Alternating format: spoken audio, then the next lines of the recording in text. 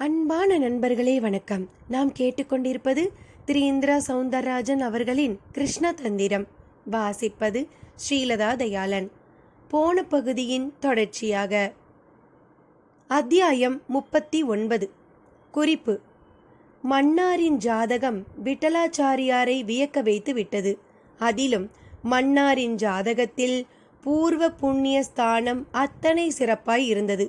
அதன்படி பார்த்தால் மன்னார் முந்தைய ஜென்மத்தில், அதற்கும் முந்தைய ஜென்மத்தில் என்று தொடர்ந்து 6 ஜென்மங்களிலும் அவன் ஒரு பரம கிருஷ்ண பக்தனாக இருந்து வந்திருக்கிறான். அவனது பூதவாசத்தில், அதாவது ஜென்மம் எடுத்த உடம்புடானான காலங்களில் அவன் ஒரு நாள் கூட கிருஷ்ணனை நினைக்க தவறியதே இல்லை. இதில் ஒரு வேடிக்கை என்னவென்றால், அவன் பெயரும் கிருஷ்ணனின் பெயர்களில் ஒன்றாகவே இருந்து வந்ததால் அவனுக்கு பேச்சு வந்திராத மழலை பிரயாயத்தில் அவன் பெயரை சொல்லி சொல்லி அழைத்ததில் அதுவே அவன் நினைத்ததற்கு சமமாகிவிட்டது. இப்படியே 6 ஜென்மங்கள். அதில் அவன் ஜெபித்த நாமத்தின் அளவு 60 கோடிகளை கடந்துவிட்டது. அதுதான் கண்ணனை கட்டி இழுத்து வந்தது. இந்த 6 ஜென்மங்களிலும் அவனது முன்னோர்களின் பித்ரு கர்மங்கள் காரணமாக கிருஷ்ணனின் நேர் தரிசனத்திற்கு இடமில்லாமல் இருந்தது.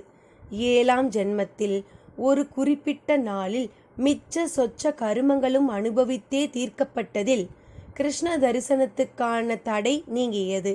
எனவேதான் அவன் எதிரில் கிருஷ்ணனும் பிரசன்னமானான். விலை மதிப்பில்லாத குழலையும் பரிசாக தந்தான். அந்த பரிசே அவனை மகான்களின் பட்டியலில் கொண்டு சேர்த்து விட்டது. இந்த ஜென்மத்தை மட்டும் பார்க்க முடிந்த நபர்களுக்கு இந்த கணக்கெல்லாம் தெரியாததால், தெரிந்து கொள்ளும் ஆற்றலும் அவர்களுக்கு இல்லாததால் மன்னார் இவர்கள் வரையில் பொறாமைக்குரியவனாகி விட்டான். பண்டரிபுரத்து விட்டலாச்சாரியார் மன்னாரின் பக்தி திறத்தை அறிந்த மாத்திரத்தில் மன்னாரின் ஜாதகத்தை 1 முறைக்கு 100 முறை கண்களில் ஒற்றிக்கொண்டார். மன்னார் பிறந்த கால புள்ளி, அப்போது இருந்த கிரக சஞ்சாரங்கள், அன்றைய நட்சத்திரம், அதனுள் உயிராய் விளங்கிய லக்னம், இவை அவ்வளவும் எப்படிப்பட்ட சிறப்பை கொண்டது என்பதனையும் அதன் மூலம் அறிந்தவர் அதை வைத்து கொண்டே மற்ற லக்னங்கள், நட்சத்திரங்கள் இவற்றின் சக்தியை எல்லாம் கணக்கு போட்டு விட்டார். அந்த கணக்கு அவருக்கு பல நிஜங்களை புரிய வைத்தது. அவரை சுற்றி இருப்பவர்களையெல்லாம் புரிந்து கொள்ளவும் அதுவே அடிப்படையாகி போனது. அவர் ஏன் ஒரு ஜோதிடராக இருக்கிறார்? எதனால் அவரால் கணக்கு போட முடிகிறது? இந்த காலக்கணக்கை அவரால் அறிய முடிந்தது. கூடவே பல கோடி பேர்களில் வெகு சிலருக்கே இறை தரிசனம் கிடைக்கிறது. மற்றவர்களுக்கு கிட்டாததன் காரணத்தையும் அவரால் புரிந்து கொள்ள முடிந்தது. குறிப்பாக கடவுள் இல்லை, எங்கே இருந்தால் நேரில் வர சொல் பார்க்கலாம் என்பவனது பூர்வ புண்ணிய ஸ்தானம் எத்தனை கெட்டிருந்தால் அவன் அப்படி ஒரு கேள்வியை கேட்பான் என்பதனையும் புரிந்து கொண்டார். அப்போது அவருக்கு பண்டாரிக்கும் கோயில் பட்டருக்கும் அந்த கண்ணன் காட்சி தந்த விவரமும் தெரிய வரவே தன் கணக்கு சரியா என்பதனை அறிந்திட அவர்கள் இருவரது ஜாதகங்களையும் கணித்து பார்த்துவிட முடிவு செய்தார். இனி கதைக்குள். வைராகியின் தேடலில் பல ஏடுகள் கண்ணில் பட்டன. அதில் முதலானது கண்ணமங்கல கிருஷ்ண காதைதான். மொத்தமாய் 108 ஏடுகள், 32 சர்க்கங்கள், ஒவ்வொரு சர்க்கத்துக்கும் 4 பக்கம். அது மன்னார் இருந்த காலத்தில் அவனை சுற்றி நடந்த சம்பவங்களின் தொகுப்பாகவே இருந்தது. குறிப்பாக 28வது சர்க்கம் பாண்டே புல்லாங்குழலுடன் கண்ணமங்கலத்தை விட்டு புறப்பட்டு விட்டதையும், அவரை தேடிக்கொண்டு முதலில் பண்டாரியும் பின் ஊர் தலையாரி ராஜமாணிக்க தாண்டவராயர், கல்லன் முத்துமாரி ஆகியோர் பின்தொடர்ந்து சென்ற தகவல்களும் இருந்தன.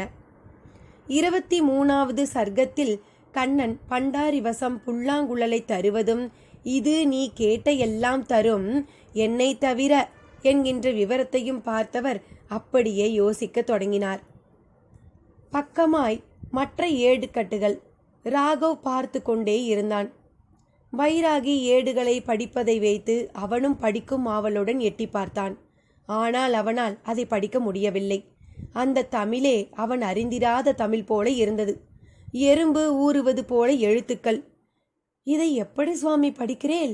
எனக்கு ஒண்ணுமே புரியல என்றும் சொன்னான். அவர் அவன் பேச்சை காதிலேயே வாங்கவில்லை. அந்த கட்டை புரிநூலால் திரும்ப கட்டியவர் அடுத்த கட்டை எடுத்தார். ராகமஞ்சரி என்று இருந்தது. அதற்கும் அடுத்தது கண்ணமங்கல ஸ்வயமாச்சாரியால் சரிதம் என்றிருந்தது. ஷியாமளாவின் குடும்பம் ஸ்வயமாச்சாரியால் குடும்பம்தான். ஒவ்வொரு குடும்பத்திற்கும் ஒரு மடாதிபதி குருவாக இருந்து அவர்களை வழிநடத்துவார். வைணவத்தில் குருவினை ஆச்சாரியன் என்பார்கள். ஸ்வயமாச்சாரிகள் என்றால் அவர்களுக்கு அவர்களே குரு. அவர்களுக்கு வழிகாட்டிடவோ அல்லது அவர்கள் பின்பற்றவோ ஒரு குரு அவர்கள் குடும்பத்துக்கு இல்லை என்பது அதன் பொருள். எனவே அது ஷியாமளாவின் முன்னோர்களை பற்றி சொல்வதாக இருக்க வேண்டும் என்றும் தோன்றியது. அடுத்தது மன்னார் ஜீவசரிதம் என்று மன்னாரை பற்றி மட்டுமே வருவதாக இருந்தது.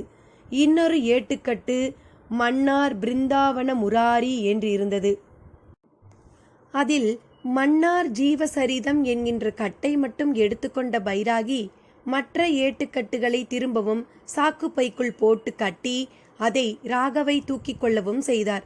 பின் ராகவிடம், இதை கொண்டு போய் அங்கு இருக்கிற பரன் மேலேயே போட்டுடு. இது விஷயமா யார்கிட்டையும் ஒரு வார்த்தை நீ பேசக்கூடாது. உன்னை நான் வசியத்துல கட்டியிருந்தாலும் அதோட காலம் 13 நாழிகை தான். அதுக்கு பிறகு நீ பேசினாலும் பேசிடுவ. ஆகையால என் கையில் அடிச்சு சத்தியம் செய். இந்த சத்தியம் உனக்கு மறக்காம இருக்க இப்பவே நான் அதை உன் உடம்புல தேய்க்கிறேன் பார் என்றவர் கைகளை ஆகாசத்தில் உயர்த்தி சொடுக்கு போட்ட நொடி உள்ளங்கையில் ஒரு தீப்பெட்டி வந்து தேங்கியது. அதில் ஒரு குச்சியை உரசவும் தீச்சுடர் பிறந்தது. அந்த சுடரை அப்படியே கண்டங்கழுத்து குழியில் வைத்தார். அவன் சூடு தாங்காமல் எகிரி குதித்து அந்த தீக்குச்சியை உதிர்த்தான். ஆனாலும் அந்த பாகத்தில் ஆழமான ஒரு தீப்புண். இதோட வழி உனக்கு சத்தியத்தை ஞாபகப்படுத்திண்டே இருக்கும் என்று தனது வலது கையை நீட்டினார்.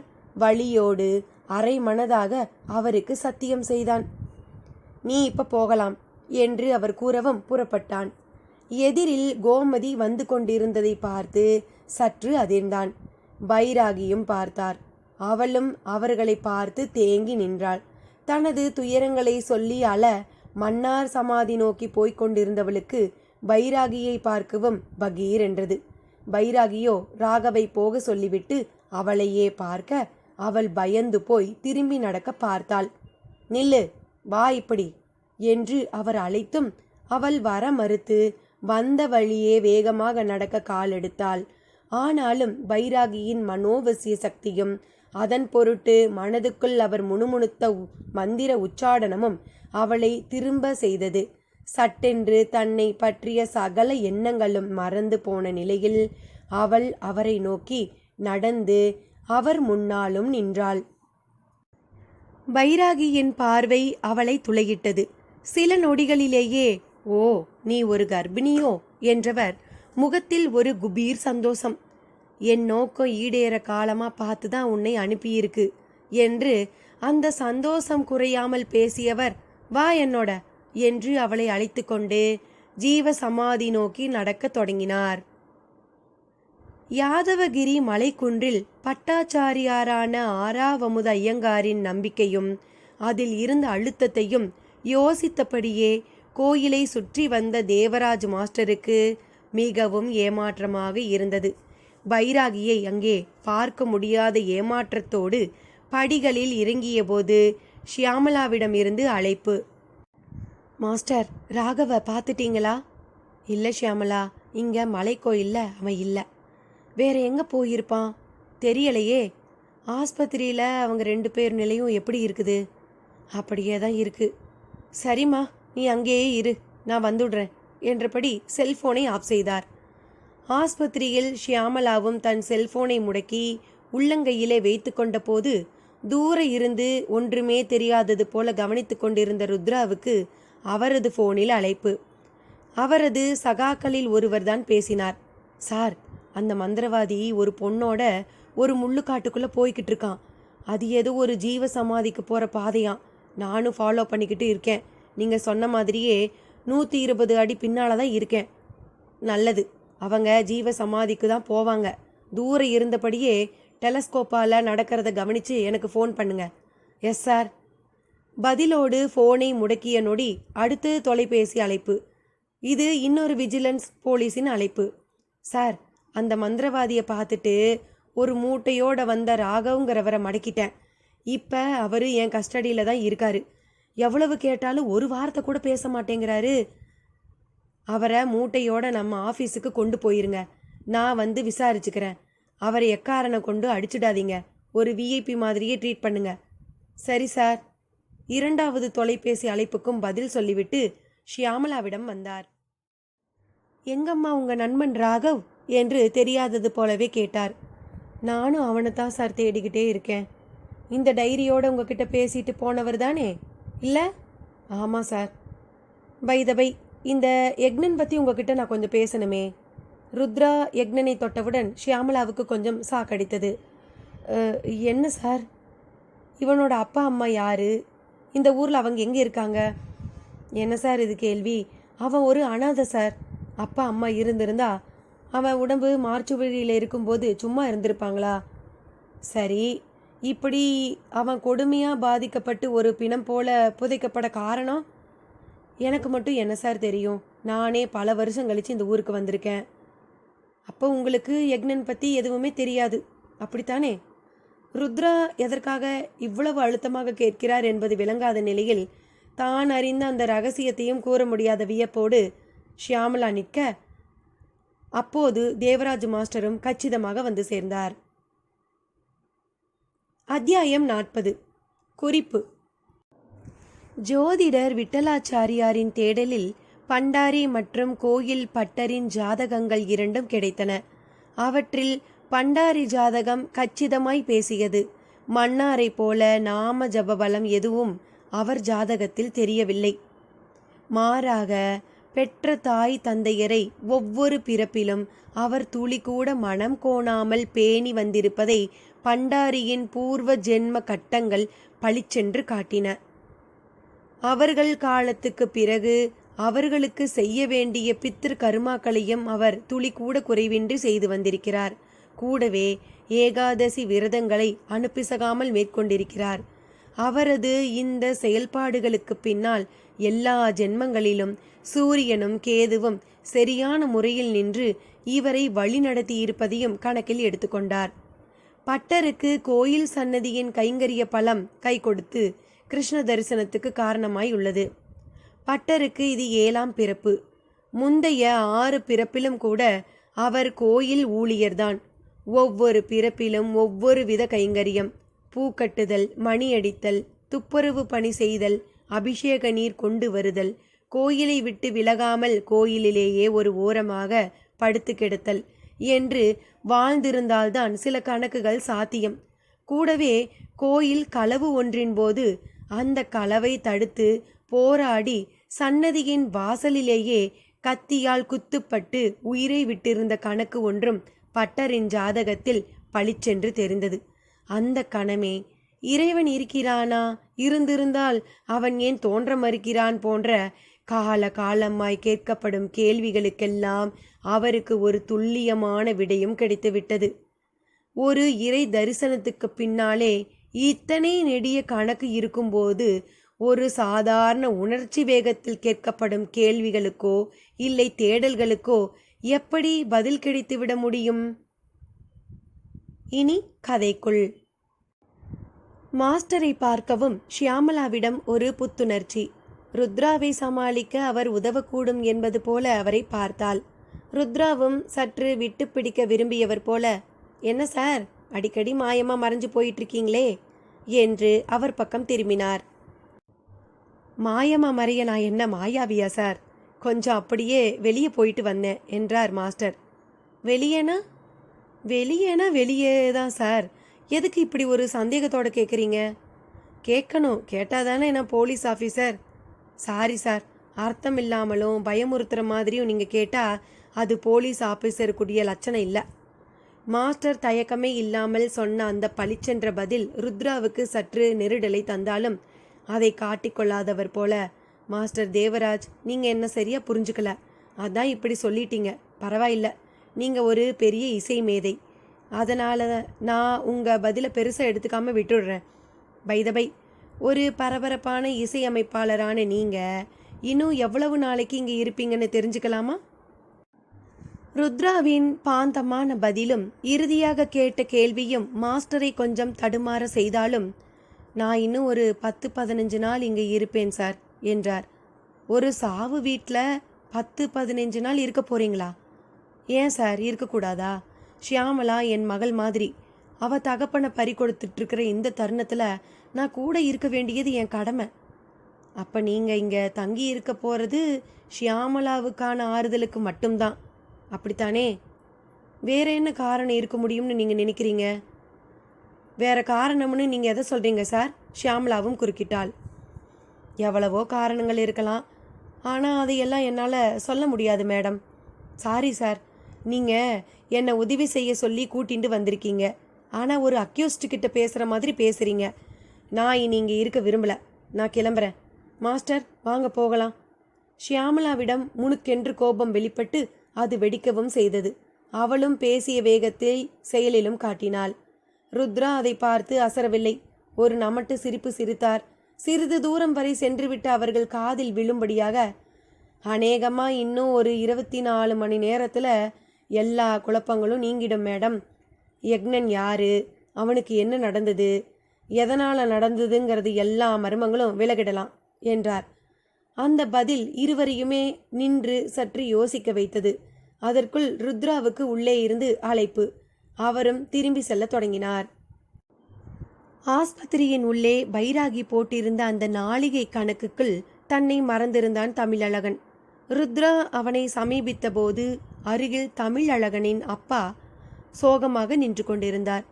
நீங்க எப்போ வந்தீங்க? நான் அப்பவே வந்துட்டேன் சார். என் மகன் தேறிட்டானா சார்? அதான் பார்க்குறீங்கல்ல, தேறிக்கிட்டே வராரு. சீக்கிரம் நல்லது நடக்கணும் சார். அந்த பக்கமாக ஒரு பொண்ணு வேற தவிச்சுக்கிட்டு இருக்கு. எந்த பொண்ணை சொல்கிறீங்க நீங்கள்? இவன் காதலிச்ச அந்த பொண்ணு கோமதியை தான் சொல்கிறேன். ஆரம்பத்தில் அந்த பொண்ணை நீங்கள் ஏற்றுக்க ரொம்ப தயங்கின மாதிரி தெரிஞ்சதே. ஆமாம் சார், ஆனால் அப்புறமா நானும் என் வீட்டில் என் மனைவியும் யோசித்து பார்த்தப்போ பெண் பாவம் நமக்கு எதுக்குங்கிற முடிவுக்கு வந்துட்டோம். என் பையன் செஞ்ச தப்பே வெளியே தெரியாதபடி இவன் எவ்வளவு சீக்கிரம் குணமாகறானோ அவ்வளவு சீக்கிரம் கல்யாணத்தை பண்ணிடலாம்னு. ருத்ரா அதை கேட்டு இடக்காக சிரித்தார். என்ன சார் சிரிக்கிறீங்க? இல்லை, அந்த பொண்ணுக்காவது உங்கள் மகனை சீக்கிரமாக குணப்படுத்தி அனுப்புங்கன்னு நீங்கள் சொல்லாமல் சொல்கிறீங்க. எனக்கு நல்லா புரியுது, அதை நினச்சா சிரித்தேன். நான் அப்படி நினச்சா அது ஒன்றும் தப்பு இல்லைங்களே. ஒரு அப்பாவா நீங்கள் அப்படி நினைக்கிறதுல எந்த ஒரு தப்பும் இல்லைதான். ஒருவேளை உங்கள் மகன் குற்றவாளியாக இருந்துட்டா? ருத்ரா அப்படி ஒரு கேள்வி கேட்பார் என்று அவர் எதிர்பார்க்கவில்லை. என்ன சார் சொல்கிறீங்க? என் மகன் குற்றவாளியா? ஒருவேளை இருந்துட்டாருன்னு தான் சொன்னேன். அதான் அந்த யக்னன் உயிரோடு இருக்கானே. உயிரோடு இருக்கான், ஆனால் காயப்படுத்தப்பட்டு இருக்கானே. செத்து பொழைச்சில் வந்திருக்கான். ஐயோ, அப்போ அவனை அடிச்சு போட்டது என் மகன்னு சொல்கிறீங்களா? பதற்றப்படாதீங்க, அது யக்னன் கண்ணு முழிச்சா தெரிஞ்சிடும். அநேகமாக இன்னும் ஒரு 24 மணி நேரத்தில் எல்லா குழப்பங்களுக்கும் விட தெரிஞ்சிடும்னு நான் நினைக்கிறேன். உங்கள் வாய் முகூர்த்தம் அப்படியே நடக்கட்டும் சார். ஆனால் என் மகனை எதுவும் செஞ்சிடாதீங்க. அந்த பொண்ணு கோமதியை மனசில் வச்சுக்கிட்டு அவன் ஏதாவது தப்பே பண்ணி இருந்தாலும் மன்னிச்சிடுங்க சார். தமிழழகன் அப்பாவான மருதாச்சலத்தின் நைந்த குரலை கேட்டு திரும்பவும் சிரித்தார் ருத்ரா. இது ஒரு பெக்யூலியர் கேஸுங்க. யாரும் கம்ப்ளைண்ட் தரல, ஒரு எஃப்ஐஆரும் போடலை. ஆனால் சிபிஐ போலீஸ்னா களத்தில் இருக்கேன். இதில் யார் குற்றவாளி, எது தப்புங்கிற கேள்வியை விட வேற ஒரு பெரிய கேள்வி ஒன்று இருக்குது. அது என்னன்னு தெரியுமா? ருத்ரா கேட்டது மருதாச்சலத்துக்கு புரியவில்லை. நீங்கள் என்ன சொல்ல வரீங்கன்னே புரியலையே. எனக்கும் அதுதாங்க புரியலை. அது மட்டும் புரிஞ்சுட்டா இப்போவே இங்கேயே இந்த கேஸோட தலையெழுத்தை புட்டு புட்டு வச்சிடுவேன். ருத்ராவின் பேச்சு புதிராக இருந்தது. மருதாச்சலத்துக்கு அவரும் யோசிக்க ஆரம்பித்து விட்டது போல் தோன்றியது. யார் குற்றவாளி? எது தப்புங்கிற கேள்வியை விட வேறு ஒரு பெரிய கேள்வி ஒன்று இருக்குன்னா அது என்ன கேள்வி? மன்னார் ஜீவசமாதி அடர்த்தியான மரக்கூட்டத்துக்கு நடுவில் ஜில்லென்ற சூழலில் காட்சி தந்த சமாதியில் பகல் பொழுதில் சிலர் வந்திருந்து ஏற்றியிருந்த விளக்குகள் எரிந்து கொண்டிருந்தன. தசாங்கவாசம் கமகமவென்று கமழ்ந்து கொண்டிருந்தது. சமாதிக்கு பொறுப்பாக இருப்பவர் தாண்டவராயன் என்கின்ற ஒரு சாமியார். இடுப்பில் ஒரு காவி வேட்டி, மார்பில் துண்டு, முகத்தில் தாடி. இதுதான் அவர் லட்சணம். இருட்டும் வரை அங்கேயே இருப்பார். இருட்ட ஆரம்பித்தவுடன் புறப்பட்டு விடுவார். சமாதியை கூட்டி சுத்தம் செய்து பூக்களை பறித்து வந்து மாலை கட்டி போட்டு அதில் அமர்ந்து கொண்டு வருபவர்களுக்கு கோபிச்சந்தனம் கொடுப்பதுதான் அவரது அன்றாட வேலை. அன்று அவர் எதிரில் போய் நின்ற கோமதியை பார்த்தவர், அடடே, சாமி வீட்டு பொண்ணா? வா வா. ஆமா, அண்ணா வரலையா என்று கேட்டார். இல்லை சாமி. அப்புறம் சாமி, உங்களை ஊருக்குள்ள 2 பேர் தேடிக்கிட்டு இருக்காங்க என்றாள். என்ன எதுக்கு தேடணும்? தேடுறவங்க இங்க வர வேண்டியது தானே. அது தெரியாது, உங்களை பார்த்துட்டு தான் போவாங்களாம். இதை சொல்லதான் நீ வந்தியாக்கும். அப்படியே சாமியை கும்பிடவும் தான். கும்பிட்டுக்க, அப்படியே நானும் வரேன், சேர்ந்தே போவோம். இல்லை, நீங்கள் போங்க, நான் கொஞ்ச நேரம் உட்காந்து தியானம் பண்ணிட்டு வரேன். தியானமா? என்ன புள்ள சொல்கிற? அப்படின்னா என்னன்னு உனக்கு தெரியுமா? தெரியுமே, ஏன் தெரியாது? அதையெல்லாம் வீட்டில் உட்காந்து பண்ணு. இருட்ட ஆரம்பிச்சாச்சு, இங்கே யாரும் இருக்கக்கூடாது. அப்புறம் சாமி நடமாட ஆரம்பிச்சிடுவார். தாண்டவராயி சாமி சொன்னபோது கோமதியை மிரட்டியது போல இருந்தது அவர் பேச்சு. அவள் மலங்க மலங்க பார்த்தபடி நின்றபோது பின்னாலே பைராகியும் மெல்ல வந்து நின்றார். அவரை பார்த்த நொடி தாண்டவராய சாமியிடம் ஒரு அதிர்வு. அட, ஊருக்குள்ள திரிகிற சாமியா? ஆமா, திரிகிற சாமியே தான். ஆமா, நீதான் இந்த பிருந்தாவன காவல்காரனா? ஆமா. நீங்க எங்க இந்த பக்கம்? ஏன், நான் வரக்கூடாதா? அப்படி நான் சொல்லலையே. இந்த பக்கம்தான் நீங்க வராம இருந்தீங்க, இங்கேயும் வர ஆரம்பிச்சிட்டீங்களா? நான் எங்கேயும் வருவேன், எப்படி வேணா வருவேன். பைராகியின் குரலுக்குள் ஒரு அதட்டல் இருந்தது. அவர் கையில் ஏட்டுக்கட்டு. அது என்ன சாமி ஏட்டுக்கட்டு? நீ படிக்கிறதுக்குன்னே நான் கொண்டு வந்திருக்கேன், இந்தா படி.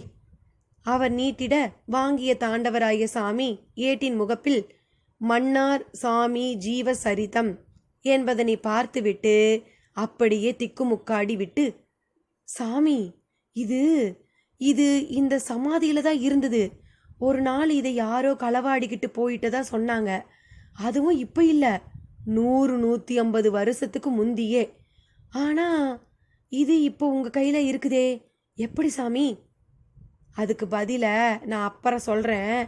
இதை நீ எனக்கு முன்னால் உட்கார்ந்து படிக்கிறியா? பைராகி படிக்கிறியா என்று கேட்ட விதமே படித்தே தீர வேண்டும் என்பது போல் இருந்தது. அத்தியாயம் 41. குறிப்பு: ஜோதிடர் விட்டலாச்சாரி தன் ஜோதிட ஞானத்தால் பல அரிய உண்மைகளையும் தெரிந்து கொண்டார். அந்த உண்மைகளில் ஒன்று இந்த பிரபஞ்சம் பற்றியதாகும். விண்ணில் கோள்கள், நட்சத்திரங்கள் என்று எண்ணற்ற விஷயங்கள். அவற்றில் நமது பூமி பந்தும் ஒன்று. இந்த பூமி பந்தில் மட்டும்தான் நிலம், நீர், நெருப்பு, காற்று, ஆகாயம் என்கிற 5 விஷயங்களும் சம பலத்துடன் உள்ளன. அதன் காரணமாக இந்த பூமி பந்தில் மட்டும்தான் உயிரினங்கள். அந்த உயிரினங்களிலேயே மனிதன் மட்டுமே 6வது அறிவு கொண்டு நேற்று, இன்று, நாளை என்கின்ற முக்கால பரிமாணத்தை உடையவனாக இருக்கிறான். அதை பற்றி புரிந்தவனாகவும் இருக்கிறான். ஏனைய உயிரினங்கள் உணர்வால் மட்டுமே வாழ்ந்து மடிந்து விடுகின்றன. ஒரு எறும்புக்கு தான் ஒரு எறும்பு என்பதே தெரியாது. ஒரு கிணற்றில் வாழும் தவளைக்கோ அந்த கிணற்று நீர் மட்டும்தான் உலகம்.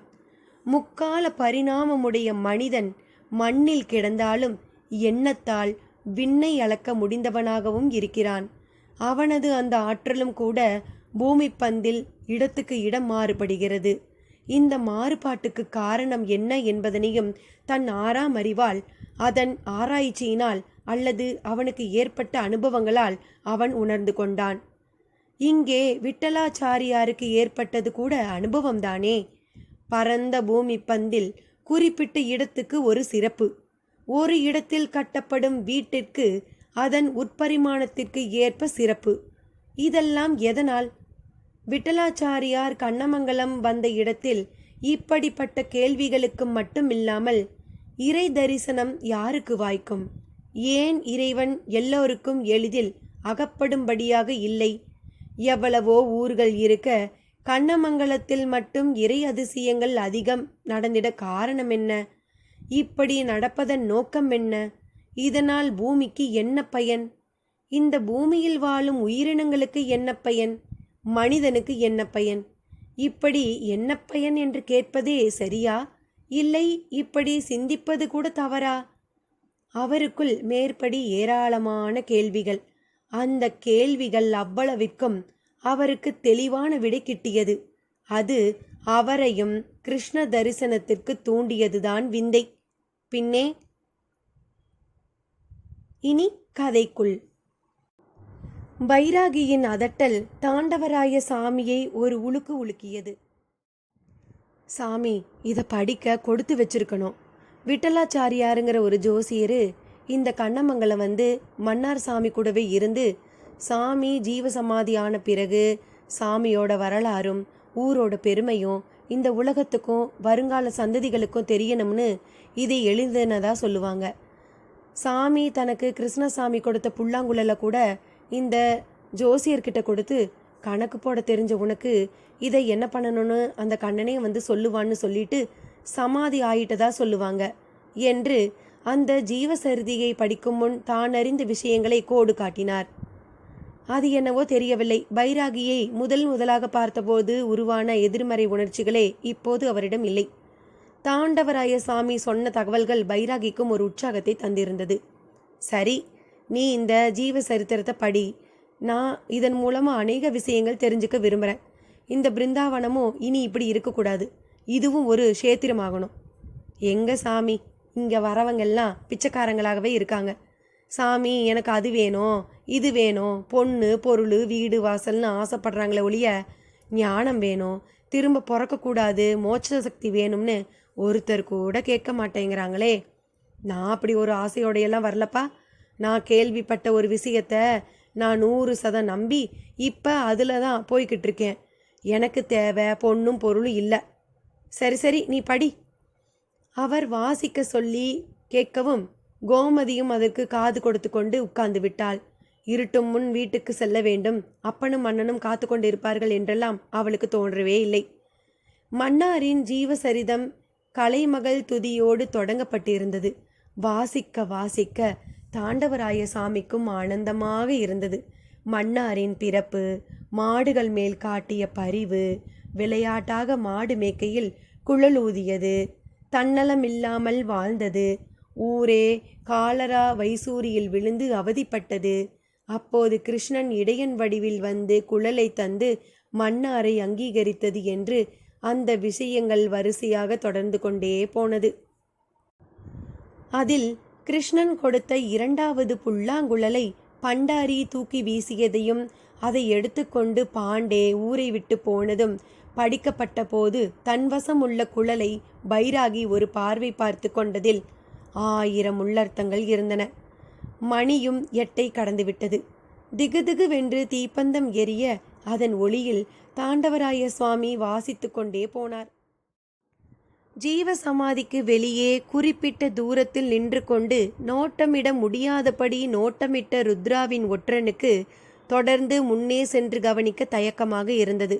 ருத்ராவும் புறத்தில் இருந்தபடியே நடப்பதையெல்லாம் சொல்லிக்கொண்டே இருந்தார். அசம்பாவிதமாக பைராகி நடந்து கொள்ள முனைந்தால் காலிலோ கையிலோ சுட்டுவிடக்கூட உத்தரவிட்டிருந்தார்.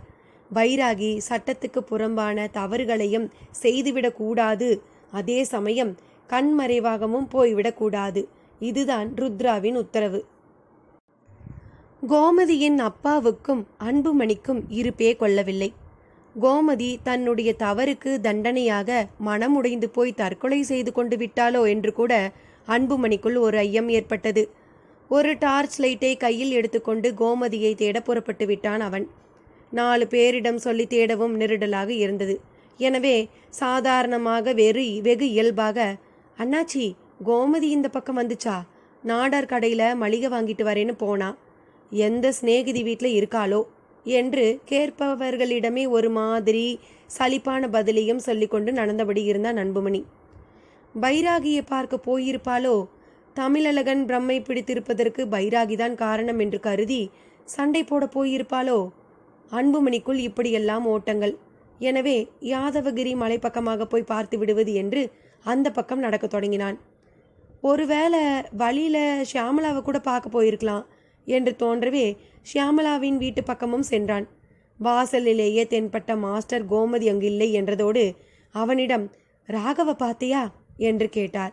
என்ன சார், என் வீட்டில் கோமதினா இங்கே ராகவா என்று கேட்டான். ஆமாம் அன்புமணி, ஒரு மூட்டையோடு இந்த வீட்டு விட்டு போனவன் தான். எங்கே போனானே தெரியல. மாஸ்டர் கூறும்போது ஷியாமலாவும் வந்தாள். வா அன்பு, என்ன இந்த நேரத்தில்? கோமதியை காணோம் ஷியாமலா. My God, காணோமா? என்ன சொல்கிற நீ? சத்தம் போடாத, நானே காதும் வச்ச மாதிரி தான் தேடிக்கிட்டு வரேன். காலையிலிருந்தே ஒரு மாதிரி தான் இருந்தா. நீ என்னை பயமுறுத்தாத அன்பு, அவள் ஊருக்குள்ளே தான் எங்கேயாவது இருப்பா. தேடாத இடமில்லை. இனி நான் பார்க்க வேண்டியது யாதவகிரி மலை விட்டா திரௌபதி அம்மன் கோயில் குளம். குளமா? ஆமாம், அந்த குளத்தில் உயிர் போனால் நேராக மோட்சம்னு ஒரு நம்பிக்கை ஊருக்குள்ள உண்டு, தெரியும் தானே? அன்புமணி ஷியாமலாவிடம் அடிவயிற்றை கலக்கி விட்டான். அன்பு, இங்கே ராகவையும் காணோம். எங்கள் வீட்டு பரனில் இருந்து ஒரு மூட்டையோட எங்கே போனான்னு தெரியல. செல்லில் கான்டாக்ட் பண்ணினாலும் சுவிட்ச் ஆஃப்னு வருது. இந்த இரவு நேரம் மூவர் வரையிலும் பரபரப்புக்கு பஞ்சமில்லாதபடி மாறி போனது. சரி ஷியாமலா, நான் கிளம்புறேன். மலைக்குன்றுக்கு போய் பார்க்குறேன். அங்கே பைராகி இல்லை, நான் அப்போவே போய் பார்த்துட்டேன் என்றார் மாஸ்டர். அப்படின்னா குளத்தங்கரை தான். அன்புமணி கால் எடுக்க, இரு நாங்களும் வரோம் என்று ஷியாமலாவும் புறப்பட்டாள். இந்த இருட்டு வேலையிலையா? பகல் பொழுதே என் மனசுக்கு இங்கே இருட்டாக தான் இருக்கு அன்பு. நம்ம சுற்றி ஏதேதோ மர்மமாக நடந்துக்கிட்டே இருக்கு. ஆனால் அது என்னன்னு தான் எனக்கு புரியவே மாட்டேங்குது. பதிலோடு பதிலாக ஷியாமலாவும் மாஸ்டரும் அவனோடு தெருவில் இறங்கினார்கள். திரௌபதி அம்மன் கோயில் நோக்கி நடக்கத் தொடங்கினார்கள். திரௌபதி கோயில். அர்த்தஜாம பூஜையை முடித்துக்கொண்டு மூங்கில் பெட்டிக்கு கற்பூர ஆரத்தி காட்டி முடித்தார் பூசாரி. மூங்கில் பெட்டிக்கு நேர் மேலே உத்தரம். அதில் ஒண்டிக் கொண்டிருந்த கவளி ஒன்று டப் டப் என்று தனது சப்தம் போட்டு காட்டிக்கொண்டிருந்தது. நிமித்தத்தில் கவளி சொல்லும் ஒரு தனித்த பொருள் உண்டு. கவளி சொல்லுக்கு ஒரு தனித்த பொருள் உண்டு. மனை பள்ளிகளுக்கும் அந்த மனைக்குள் நிலவும் காற்றின் அழுத்தத்தோடு தொடர்பு உண்டு. அந்த காற்றுக்குள் ஊடுருவி கிடக்கும் ஈரம், வெப்பம், நட்சத்திர கதிர்கள் ஆகிய காலத்துக்கும் கூட சம்பந்தம் உண்டு. அவற்றில் மாறுபாடு ஏற்படும் போது அந்த மாற்றம் காரணமாக அழுத்தத்திலும் மாற்றம் ஏற்பட்டு அது பள்ளியிடம் முடியும். அதுவும் சப்தமிடும். அந்த சப்தத்துக்கு பொருளே உள்ளே நிலவியபடி இருக்கும் உட்சூழல் மாறிவிட்டது என்பதுதான். இதைத்தான் தவசிகள் நுட்பமாக புரிந்து கொண்டு அதை ஒரு செய்தியாக மொழிபெயர்த்து கொண்டார்கள். நாம் நினைப்பது எதுவோ அதற்கேற்ப அந்த சூழலில் பள்ளியின் சப்தத்துக்கு பொருள் கொள்ள வேண்டும். அதற்கு அனுபவ அறிவு வேண்டும். தொடக்கத்திலே இதெல்லாம் மூடத்தனம் என்று நினைத்துவிட்டால் நுட்பமான இந்த விசிகத்தின் ஓரம் சாரத்தை கூட ஒருவரால் விளங்கி கொள்ள முடியாது. ஒரு விதத்தில் அந்த சூழலின் அழுத்தம்தான் அப்படி அவரை நினைக்க வைக்கிறது என்றும் சொல்லலாம். பூசாரி இதையெல்லாம் அனுபவபூர்வமாக அறிந்து வைத்திருப்பவர். அவருக்கு கவலையின் சொல் அங்கே ஒரு மாற்றம் ஏற்பட போவதை சொல்லாமல் சொல்லிற்று. சன்னதி கதவை அடைத்துவிட்டு வெளியே வந்தவர் குளத்தங்கரை பக்கம் பார்த்து தேங்கி நின்றார். குளத்து நீர்மேல் டார்ச் லைட்டின் வெளிச்சம் உருண்டு கொண்டிருந்தது. யாரது? குரல் கொடுத்தார். பூசாரியின் பரிச்சய குரல் கேட்டு ஷியாமலாவும், பூசாரி, நான் தான் ஷியாமலா என்றாள். இந்த நேரத்தில் குளத்தில் என்னத்தை தேடுறீங்க? இருங்க பூசாரி, வரேன். ஆமாம், இந்த பக்கமா அன்புமணி தங்க கோமதி வந்தாளா? ஓ, அதைத்தான் தேடுறீங்களா? ஏன்பா, வீட்டில் ஏதாவது ரசா பாசமா? கோவிச்சுக்கிட்டு உசுர விட்டுற அளவுக்கு அது போவதுக்கு? பூசாரி கச்சிதமாக பாயிண்டை பிடித்தார். அது வந்துங்க. அன்புமணி தேங்கினான். அப்போது ஷியாமலா யாரும் நினைத்திராத ஒரு விஷயத்தை சட்டென்று தொட்டாள். பூசாரி, இங்கே நம்ம எல்லாம் சுற்றி ஒரு மர்மமான விஷயம் நடந்துக்கிட்டே இருக்குது. ஆனால் அது எதனால் எதுக்குன்னு என்னால் புரிஞ்சுக்க முடியல. ஒரு நாள் உங்ககிட்ட பேசும்போது நீங்கள் ஒரு விஷயம் சொன்னீங்க. இங்கே கோயிலில் ஒரு பலகை இருக்குது, அது மேலே உட்காந்து பித்திருக்களோடையே பேசலாம்னு. நான் இப்போ எங்கள் அப்பாவோட பேச விரும்புகிறேன். அந்த பலகை இங்கே எங்கே இருக்குது? பூசாரி அதை கேட்ட நொடியில் பெரிய அளவில் அதிர்வை முகத்தில் காட்டினார். அத்தியாயம் 42. குறிப்பு: விட்டலாச்சாரியாருக்குள்ளேயும் அந்த கிருஷ்ண தரிசன ஆசை ஒரு உயிரின் பசி போலவே தோன்றிவிட்டது. பசி நீங்க ஒரே வழி உணவு உண்பதுதான். விட்டலாச்சாரியாருக்கும் பிறவி பெருங்கடலை கடந்து கண்ணனுக்குள் ஐக்கியமாகிவிட உறுதி பூண்டார். பண்டரிபுரத்து விட்டலனாகிய அந்த பாண்டுரங்கன் மீது மட்டற்ற பக்தி கொண்டவர்தான் விட்டலாச்சாரியார். அங்கே அவன் நிகழ்த்திய திருவிளையாடல்களும் ஓர் அளவில்லை. ஆயினும் அங்கே உனக்கு நான் முக்தி தருவேன் என்று அவன் அளிக்காத ஒரு நம்பிக்கையை கண்ணமங்கலத்து கண்ணன் அவருக்கு வேகமாக அளித்துவிட்டான். அங்கே நம்பி ஏற்க வேண்டிய ரகமாய் உள்ளவையெல்லாம் கண்ணமங்கலத்தில் நிரூபிக்கப்பட்டு நிரூபணங்களாய் நிற்பது போல தோன்றியது. இந்த நிலையில் மன்னாரிடம் போய், நான் இந்த நொடி உங்கள் சிஷ்யன் என்று காலில் விழுந்து விட்டார். மன்னார் அவரை பார்த்து, நீங்கள் என் குருவை போன்றவர், உங்களுக்கு நான் குருவா என்று திருப்பி கேட்டான். இருளை நீக்கி அங்கே நிரந்தரமாய் ஓர் ஒளியை எவரொருவர் அமைக்கிறாரோ அவரே குரு. அம்மட்டில் நீங்கள் பேசாமலேயே என் மனதுக்குள் ஆங்காங்கே அப்பிக்கிடந்த பலவிதமான இருட்டுக்களையும் நீக்கிவிட்டதோடு எது ஒளி என்பதனையும் நான் உங்களை வைத்தே அறிந்தேன். எனவே நீங்களே என் குரு என்று மன்னாரை சரண் புகுந்தார். நீங்களே எனக்கு கிருஷ்ண தரிசனம் ஏற்படவும் வழி செய்ய வேண்டும். உங்களால் நான் அந்த பரமாத்மா தரிசனத்துக்கு ஆளாகி அப்படியே அவனோடு கலந்து விட வேண்டும். போதும் இந்த மாய வாழ்க்கை. தலையில் வெப்பம், வாயில் எச்சில், வயிற்றில் மலம், சிறுநீர், காலடியில் எப்போதும் அழுக்கு, உடம்பு முழுக்க வியர்வை. எவ்வளவு குளித்தாலும் அதிகபட்சம் 6 மணி நேரம்தான் சுத்தமாய் இருக்க முடிகிறது. எவ்வளவு சாப்பிட்டாலும் அடுத்த வேளைக்கு பசிக்கிறது. முழித்து கொண்டிருக்கவும் முடியவில்லை, தூங்கிக் கொண்டே இருக்கவும் முடியவில்லை. இதெல்லாம் என்ன உடம்பு? இதுக்குள்ளே என் மனம் என்பது எது? அதனால் கூட இந்த உடம்பை ஒரு அளவுக்கு மேல் புரிந்து கொள்ள முடியவில்லை. எவ்வளவு ஜாக்கிரதையாக இருந்தாலும் காயங்கள் சில சமயங்களில் படத்தான் செய்கிறது. அப்போது வலி ஏற்பட்டு கொண்டே இருக்கத்தான் செய்கிறது. அதை தடுக்கவோ இல்லை உணராதிருக்கவோ முடியவில்லையே. உடம்புக்கு அடிமையாக அல்லவா எப்பொழுதும் மனமானது இருக்கிறது. இந்த மனதுக்கு எவ்வளவுதான் தெளிவும் பிரித்து பார்க்கும் சக்தியும் இருந்தாலும் தனக்கென நடப்பதையும் தன்னை சுற்றி நடப்பதையும் ஏதும் செய்ய இயலவில்லையே. இதையெல்லாம் வைத்து பார்க்கும்போது ஒரு வகையில் 6ஆம் அறிவில்லாத ஆடு மாடுகளாய் பிறப்பதே மேல் என்றல்லவா தோன்றுகிறது. அவற்றுக்கு தங்களையே தெரியாது. பசித்தால் இறை தேடும், களைத்தால் கண் துஞ்சும். எதை வைத்து மானிட பிறப்பை மேலானது என்று சொன்னார்களோ தெரியவில்லையே. இப்படி சிந்தித்தவர் யாரோ இல்லை, விட்டலாச்சாரியார்தான். அதை மன்னாரிடம் பகிர்ந்து கொண்டு, சுவாமி, தேக விடுதலை வேண்டும். கண்ணனால் மட்டும்தான் அதை தர முடியும். அவன் ஒரு வெண்ணெய் விரும்பி. பசுவின் உடம்புதான் இந்த உலகம். அதனுள் ஓடும் பால்தான் நாமெல்லாம். அந்த பாலுக்குள் இருக்கும் வெண்ணெய் தான் நம் ஆத்மா. அவனே பரமாத்மா. பரமாத்மாவுக்கு ஆத்மாவை உண்ண கசக்குமா? அவனால் நேராக உண்ணப்படாத ஆத்மாக்கள் உருகி நெய்யாகி எரிந்து நெருப்பாகிதான் விடுபட்டாக வேண்டும். இதை நான் உணர்ந்து கொண்டேன் சுவாமி. என்னை தயவு செய்து கிருஷ்ண பிரசாதம் ஆக்கிவிடுங்கள் என்று விட்டலாச்சாரியார் மன்னாரிடம் மன்றாடினார். மன்னாரும், என்னையே அந்த கண்ணன்தான் கைப்பிடித்து அழைத்து போகிறான். என்னை பற்றி கொண்ட உங்களைத்தானா விட்டுவிடப் போகிறான் என்று கேட்டான். இல்லை சுவாமி, எனக்கு கணக்கு தெரியும். என் கணக்கில் எனக்கு கிருஷ்ண தரிசனம் இந்த ஜென்மாவில் கிடையாது என்பதே விடை.